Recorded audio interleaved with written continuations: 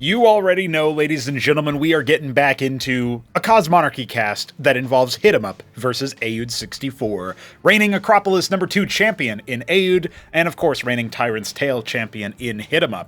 Germination is going to be where we go for game number 3. Let's get after it. This is the third map in a row by BiddyB, funnily enough. We've got Aeud64 in the top left as our Cosmic Cobalt Protoss, and HitEmUp in the bottom right as our Green Terran. And with that being said, it's about time that we talk about, I guess, how these two have been matching up so far. You know, one of the things that I always love about this particular matchup when it comes to a champion against another champion is the different eras, right? It's the same reason why I was really hyped to see HitEmUp against Mystery Meat in Acropolis #2, Gauntlet Stage A, Upper Qualifier #1. Yes, I remember all of those things. And it was really cool to see HitEmUp take on the champion of yesteryear, so to speak, right? In some cases, literally. And so when we're thinking about that, I just thought it was really neat to see the, you could say, legacies of the players match up against each other, right? It's really interesting. And HitEmUp obviously did 3-0 Mystery Meat there, with only one game really seeming like it had some back and forth and really showed what Mystery Meat was capable of doing. Nonetheless, we have here HitEmUp against Aeud64, a man who's more recently won a championship. That is, of course, Acropolis #2. I talked about it earlier. It's basically our world championship. We got like 2 of them a year. You can kind of think about it like the Counter-Strike Majors, maybe, or indeed the Super Starcraft League, as it's now called, with different seasons. I can't promise you that number 3 this year will be anything like number 2 was, in the sense that I don't really know if we're going to get to the point where we've got all of the money kicking around, right? We did have an extremely generous set of donations from BiddyB and from Neblime. Neblime tried to win it all back, or at least most of it back, but he was unsuccessful in doing that. So we'll have to see and wait on that one. But hey, HitEmUp is going for Tuvok right here, right now. He's trying to practice his Terran. I know he's probably going to be picking Protoss in future tournaments, but for now, he's trying to practice his Terran, see what he can accomplish. And of course, we've got Aeud going the 2 gate. So there was some chatter about Savants earlier on. Ooh, I like this little, this is a bug in StarCraft 1 as well. But usually I think when this bug hits, you don't actually get to see the production bar increase. Like, it's just frozen and doesn't resume producing, which is really funny. I guess we partially fixed that in that at least it continues building the structure. So indeed, that fulcrum will be completed. This is technically, I think you could probably reproduce that somewhat reliably. And then you could have an exploit where your Mason never RNG moves, and suddenly there's no harassment that can be done. Speaking of Aeud going with the 2 gate, he's going to move his Hierophant out. This is well before any stockades come out for those aforementioned Savants, because HitEmUp is trying to go for that brawly style with his 2 Fulcrum play so that he can actually contest the 2 gate openers from Aeud. His delayed scout does get picked by the Draconim, but he more or less figures out what his opponent is doing. This map is kind of funny to see HitEmUp playing on, because it does predate HitEmUp's activity in the server. You know, it was in Acropolis #1 way back then. You know, it was one of those maps that you'd see some of the longer games on, and it's been changed by BiddyB to be a little bit less defensively minded. Speaking of defensively minded, how about defensively mined? There's a legion of lobotomy mines here that will slow the advance of these Striders, as well as allowing the Vultures to just move across the map. Now, this Draconin is going to spot them. Will Aeud change it? It doesn't even look like he clocked it. He's going to move that one over, but otherwise just continue to contest. This could be a very interesting and rather swift end to the game. Look at the double pylon coming out. We've got the workers trying to move around to see if they can attack the Vultures, but those aren't melee units. It's not like you're defending a 6-pool or something. Now he's trying to move across the minefield, but it's still stunning him. We've got more Striders coming out of the gateways. It is go time for sure. The HitEmUp worker advantage once again going to be secured as Aeud drops down to single digits. 8 workers. Maybe it'll even be 7 here. Yep, another one going down, and that is just crippling. Only now are the mines really starting to get cleared, and there's more mines coming out with the Vultures. The Cyclops ruining this push. No Hierophant. We do have another Nexus coming. There might be a little sneaky option for Aeud to try to snatch victory from the jaws of defeat, or at least equalize the positions, but right now he is down 13 workers, and he has no meaningful manner with which to punish the Terran. Pretty nice play there, just using the minefield and sending the Vultures across. Aeud thinking, well, I can just make it through eventually, but no, you cannot. You'd have to multitask on the minefield a little bit harder than that, because when you order a unit to move and then they get stunned, that order gets cleared. So they're not going to passively, without your micromanagement, continue to move through the minefield, thus breaking more mines. They're just going to sit there and wait for you to order them again, right? So Another round, a couple vultures end up slipping the net. 2 on their own. I mean, they don't one-shot a scribe. You need 3 to one-shot a worker in Cosmonarchy. You might even need, I think you need 4 to kill a mason. Yeah, you do. So in TVT, it's like almost entirely impossible, which, to be fair, I mean, vultures are used for harassment in TVT, but it is less efficient because of the fact that you need that extra vulture there. So this one is mostly just a glorified scout. We are going to get some light economic harassment, but I'd be really surprised if he ends up losing a worker here. Yeah, he doesn't. Thank goodness. He can scarcely afford such setbacks, especially with this ministry being completed and the quarry being up. We've got superior worker production for HitEmUp operational now. His third fulcrum, he's just been slamming out Cyclops, and he does intend to just walk forward and use Cyclops to kill Dracodons. I made a thumbnail out of this exact kind of thing happening on a map called Sideshow way back when, and I do honestly, earnestly believe that Cyclops were always OP. But, you know, maybe not now. Maybe not anymore. I don't actually know if HitEmUp is going to win this fight, despite his economic advantage. He's got some vultures coming down. They brawl a little bit better versus Dracodons exclusively. And it looks like he was able to win that fight after all, even without the assistance of the vultures, though those do indeed confirm the situation there. Aeud has more or less returned to saturation for minerals in his main base. And we're going to see if he can resaturate, or to begin with, saturate his natural. But again, he is down 12 workers, and it's still kind of counting. You know, we're talking about 3 workers in terms of production, and now we've obviously got those flying bases that you can take in the islands once you get rid of the pesky biotic bastion. So I don't know. I'm looking at this thinking that you're not really going to be able to clear these minefields, and if you get it within weapon range of all of the mech units there, you are in for a real rude awakening. The Strider army is looking okay, but again, Aeud is just trying to rebuild his economy. He hasn't been able to take a third base. Oh, he picks a vulture. That's not too bad. But again, like, we're going up to 5 Falk here. HitEmUp is just going to start A-moving. And that's the way it's going to be, I think. All right, well, this is a lovely game of Cosmonarchy. Thanks for joining me, guys. We're going to be moving on to number 2. 2 star pads coming out for HitEmUp. This Maginot line, if you will, is mostly a farce. He's going to have to break and fall as soon as the HitEmUp mech move-out comes. What looks like our Terran player is content to just kind of chill for a little bit here. He's going to add some watchdogs on the extremities. That is mostly to deal with the potential envoy moves, right? You're thinking about the way that Aeud might try to ferry units into the base, or maybe do some kind of air switch later on. And now those watchdogs will deal with that a little bit. So, you know, cowing the mech army with the Striders, it's still doing all right here. Of course, now HitEmUp is going to charge in and use the fact that your units are slowed and stunned to use his Cyclops, especially the ones on the high ground. That is just a juicy set of secondary explosions waiting to hit. Now, a lot of these units are very, very, very low. The one underrated aspect of Cyclops versus Protoss units in these kinds of fights is that when you're taking this damage, even if you take a little bit of damage, it interrupts the shield healing. And while I already see what's happening in the production tab, a third base nearly complete for Aeud is one thing. Ardent Authority coming online, sure. I think HitEmUp is going to go for the shock and awe approach here. He's going to knock the economy out from underneath Aeud 64. He's going for double Trojan. Those are the transports for the Terran race, and they will unload many untold amounts of Cyclops into worker lines. The vultures getting out are also kind of problematic here for Aeud. He is dispatching a few Dracodons to try to clear that.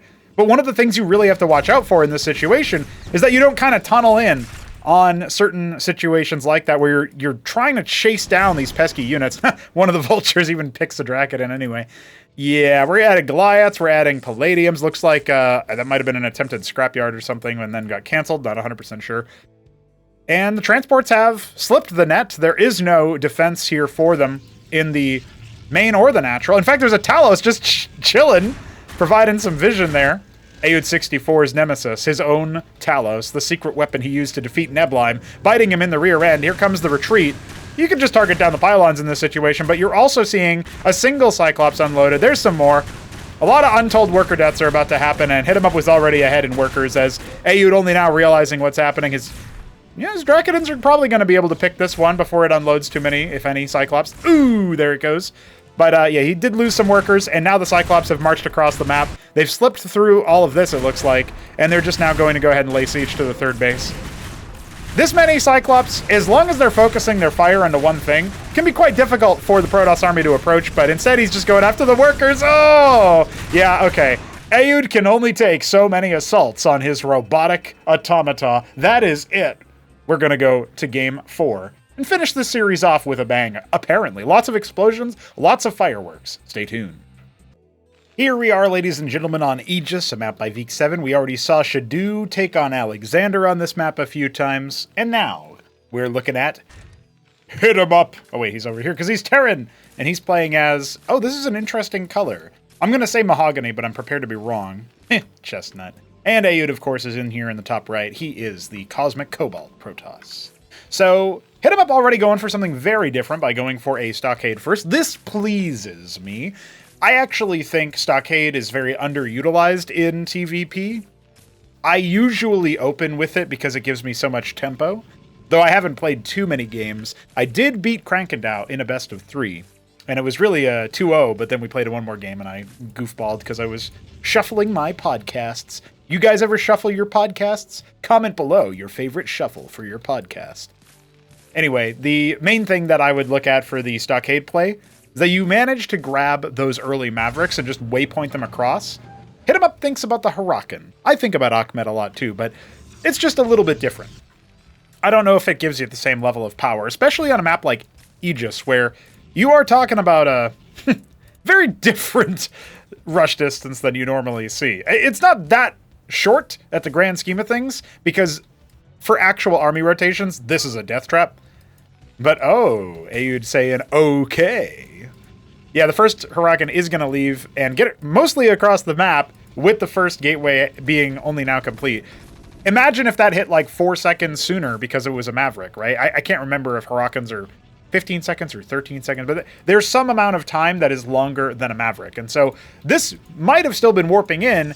Oh, body blocked by a gateway as the Maverick was coming in, especially if you stim to get across the map. You can probably do a little bit of eco damage, and especially if you pair that with a worker scout all of a sudden, you know? Now, Aeud has not lost any workers just yet. Oh, he's been pinned! Oh, Achmed, what are you gonna do about that? Meanwhile, of course, back at home, he's just making Mavericks. Now, he did force Aeud to go for a third gate, which is not canceled, and go for Legionnaire to hold that, which is something. It does delay and change up the game plan for your opponent, which can be valuable in a more psychological way. That being said, we are talking about triple Stockade here for HitEmUp. So psychological elements have been thrown out the window. The game plan is completely different, and 2 workers are idling up here for Aeud. Oh my, he's actually at a worker deficit right now. Whatever will he do? How long will it take him to notice that he has 2 workers in the corner? At least he's scouting with a Draken and not another worker. That would be awful. His Legionnaire is indeed going to move around and pair with the Drakiden, kind of similar to that game on Frosted Forest, which I know BiddyB likes his alliteration, but as a side note, I think you could probably come up with a much more cooler, epic-sounding name than that. Of course, I am biased, and I do like my epic names. That third gateway was eventually canceled, by the way. Forgot to note that verbally. Did see it, but now we know. So it's a Vestry and a Covenant, and of course it's just going to be a very fast run into, I'm guessing a Shaman, but it's actually Clerics. Okay. Versus what you have access to in the gateway, it feels like the Cleric armor bonus is mostly ignored by things like Drakidens, but with enough healing, that does extend the number of attacks you need to finish the target. I guess you are going to get more value out of it, so there is that. With this Covenant finishing up, I do wonder if the Savant is not going to be, you know, even more potent. The fact that it's out so early. This is where you do get a few game changers. Yeah, Aeud kind of dropping the ball here with those idle workers. Now up to 3. I'm sure he's planning on making something with that one. Yeah, he's kind of moving it back and forth, waiting for the money. Then he decides to queue up more units. I don't know what's going on with Aeud. He's not in his championship form today, it doesn't seem like. This is rough. He's going to watch this back and be like, God damn it. Why did I do that? Okay, it's a Rogue Gallery. Not a bad use of your gas, although I do think that Grand Library into Cantavis is much better versus Bio. And HitEmUp, I think, agrees too. We were having a conversation about different strategies you could use versus Protoss, and I think his general impression of how Bio performs versus Protoss is that if they don't go for a Cantor and they don't go for Cantavis, you're good. Which is kind of similar to Reaver and High Templar Storm. in StarCraft 1. So here's the stim. One Maverick, or one Hurakan has already given his life. That's going to be a second one as well. Now trying to engage onto the army. Remember that Aeud's army positioning here is really, really important. He is losing a good number of them, of course, but those Drakodins are... Oh, that's a little bit awkward. Those Drakodins are obviously distracting HitEmUp from moving across the map, which would be absolutely devastating. The Nexus now complete. No Ministry starting yet. There it is. And, you know, just heckling, just using the Drakodins the way that you're really supposed to. This is Neblime coded right here, and that's another Hurakan down as well. So he keeps on stimming. He does have enough clerics to afford that.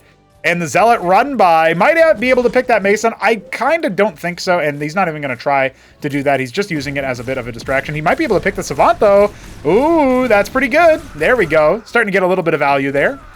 So you can see, Drakodins themselves are very, very good when you're dealing with something like this. Now, one Mason does go down, which means that Aeud did not lose a worker to the Hurakans. I mean, he kind of spiritually lost 2 workers. But in terms of actual kills, oh, look at that. He's going to have to cancel that as well. Oh, man. HitEmUp in shambles here. This is where we find out that it was, you know, the Shambler in a different ID. All right, the Ministry is being remade on the high ground. That is a pretty steep delay. A lot of value achieved by these Protoss gateway units. So we're fans of that here. We like the little bit of run-bys. And I guess if you're going to go for Vagrants, it's going to give you that more heads-up move into Terran Bio. Yeah, I really do think that you just need enough pure Maverick to stim on top of the Drakodins and kill them so that you can just commit to those kinds of fights. And HitEmUp, the way that he played those engagements, it wasn't quite like that. He wanted to stay as a ball, which is kind of curious. I do wonder what his thought process was behind that. Now switching into Power Siphon, of course, on startup there. Makes some sense. Got a couple on the penetration mode still. And now it looks like he will be moving across and just allowing those gateway units to do their worst and potentially invoking a base raid. No, it doesn't look like it. Maybe he was testing to see if there was a witness, you know, checking his army so that he would force Aeud to kind of step back and continue moving into threat range. Yeah, he's really jockeying back and forth here, and there we go. Now the gateway units are trying for a flank. I don't know about this. He will pick one of the Savants, but I don't know that it was the best move there. Trading, you know, 2 Zealots for 1 Savant, not exactly ideal. Now, that being said, there's a ball of small bio units over here, right? And we've got a couple more units over there, and it looks like we are entering into a base race, which is the most entertaining outcome. But is it really? Because we could have gone to tier 3 and seen diadems and stuff, but, you know, that's okay. I'm here for whatever happens. The poll has occurred. We've got a Crucible. We've got a lot of Protoss production up here. But that being said, oh man, with the Hurakans over on the backside there, that's not really ideal. Meanwhile, of course, just picking off on the add-ons, that's what is happening back at home. But that being said, look at how fast the Terran Bio army is mowing through the Protoss, and this is while spending so much DPS on that Nexus. So it looks like they will double down and pick that off as the reinforcements force out everything that Aeud has. This is looking like a Terran dub. Though we have to remember, though the Nexus has fallen, the Acantor can rise among the ruins. And look at this, he's sandwiching the Gateway army. Kind of pincing it on multiple fronts there. The unstimmed Mavericks killing Drakodins, truly the least honorable way for a Protoss Strider to meet its maker. And here it is. Oh my god. Alright, see ya. So, Aeud does have the Acantor on the way. He's probably thinking that he wants that Nexus, but... oh man, he's down by 7 workers. And of course... let's just say being down a whole base does not help. Second Acantor on the way. He's kind of committing to this military-minded approach of attempting to win the game that way. We got a big army rotation through the middle of the map, to assuming that HitEmUp is trying to allow for Aeud to step out again, and then flank him up, you know, sort of jugular attack here. Though it will be the Kabbalists that depart instead. So I didn't really get a chance to talk about this in the last game, but Kabbalists do bonus damage when they decloak to attack. Their first attack when they decloak is like that. So let's see what they're able to do. They're not quite able to one-shot Masons, but it's pretty close. At the same time, though, we are going to see, ooh, Couple of Acantor hits. That's going to be stemmed on immediately and brought down. Remember, the second one's crawling out as the Cabalists are finding their footing inside the main base. Looks like they've already got 3 or 4 frags to their name. When does HitEmUp turn to face the other Acantor? Instead, diving forward and engaging on the Gateway and Rogue Gallery-based army here, but his DPS has definitely fallen and really, in many ways, flatlined. Those Cabalists are still camping out in the main base, but it looks like they haven't really been able to do too much. Aegis has taken his full foot off of the harassment orientation, just diving directly onto that sort of you could say military micro, I guess? Yeah, that's fine. That big fight that was happening.